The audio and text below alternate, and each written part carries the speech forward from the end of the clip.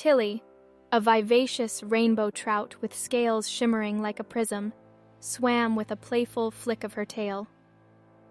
What did the ocean say to the river? Nothing, it just waved. Her voice bubbled through the water, causing a chorus of giggles to ripple through the fish around her. Tilly took center stage on a moss-covered rock, her audience of finned friends watching with wide, expectant eyes.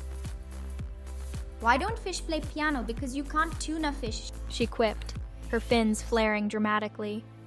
Laughter erupted, echoing off the riverbanks. Benny the bass, a robust fish with a hearty laugh, was the first to perform. What's a fish's favorite instrument? The bass guitar. He strummed a makeshift instrument, a twig and some reeds, filling the air with a surprisingly catchy tune. A graceful Stella the sturgeon took the stage next, twirling elegantly through the water.